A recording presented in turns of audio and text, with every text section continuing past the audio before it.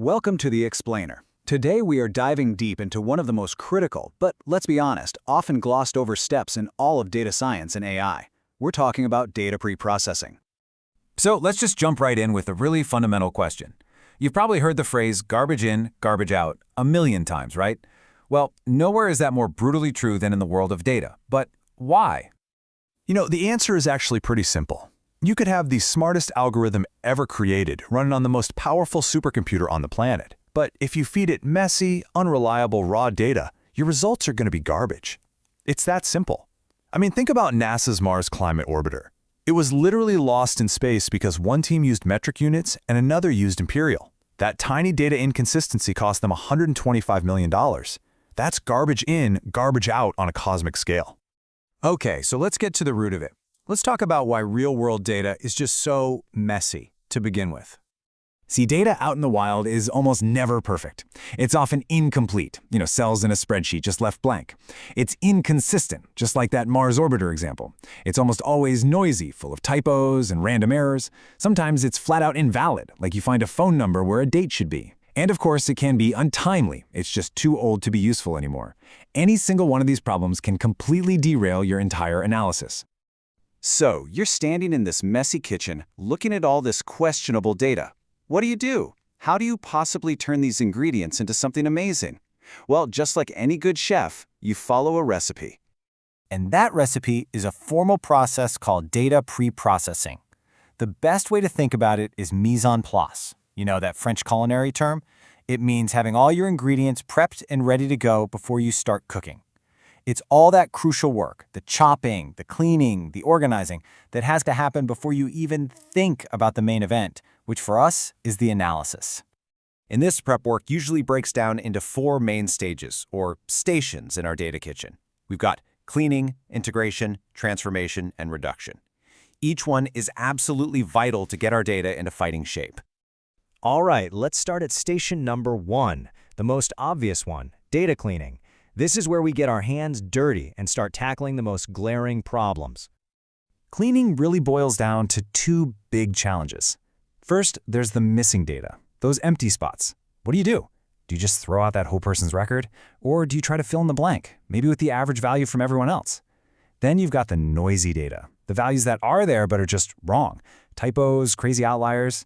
Here, you've got to find ways to smooth out those errors or just get rid of the bad info completely. Okay, so our individual datasets are looking cleaner. Great.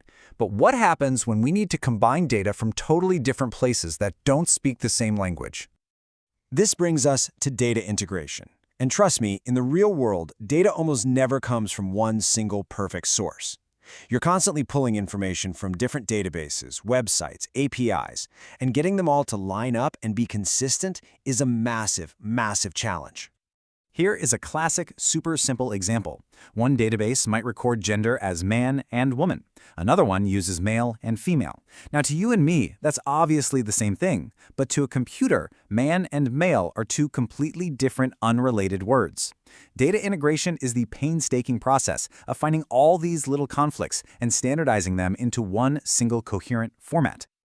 So now our data is clean, it's combined, we're getting close.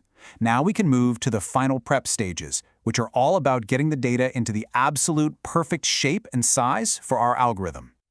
This next station is called data transformation. It's really all about molding the data to fit your analysis. It's just like a chef who needs to julienne a carrot for a stir-fry, but would need to puree it for a soup. Different recipes, or algorithms, require the ingredients to be in a different form. A perfect example of this is something called normalization. Let's say you have a data set with speeds, but some are in miles per hour and others are in kilometers per hour.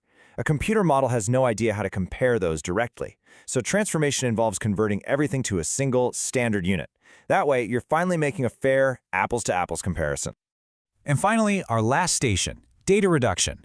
Because sometimes the problem isn't the quality of your data, it's the sheer quantity. You can have too many variables, which makes your model slow, clunky, and sometimes even less accurate.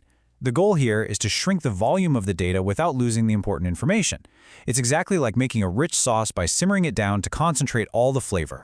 For example, let's say you're trying to predict house prices, and you start with a dataset that has 50 different features for every single house. Square footage, number of bathrooms, age of the roof, color of the paint, you name it.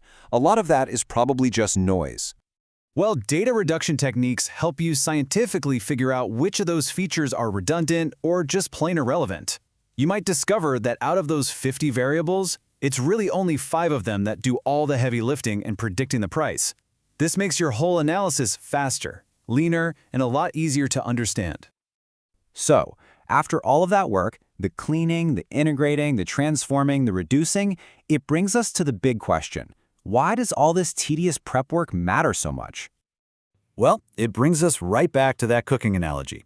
The amount of care you put into prepping your ingredients directly determines how good your final meal will be. It's the same with data. Proper pre-processing is probably the single biggest factor in making your final model accurate, efficient, and reliable. It is the foundation that everything else is built on. And this quote right here just says it all. We live in this age that's obsessed with big data, and it's so easy to think that more is always better. But the truth is, a smaller, cleaner, beautifully prepared dataset will beat a massive, messy one every single time. Quality over quantity, always. And that kind of leaves us with one final, pretty provocative thought.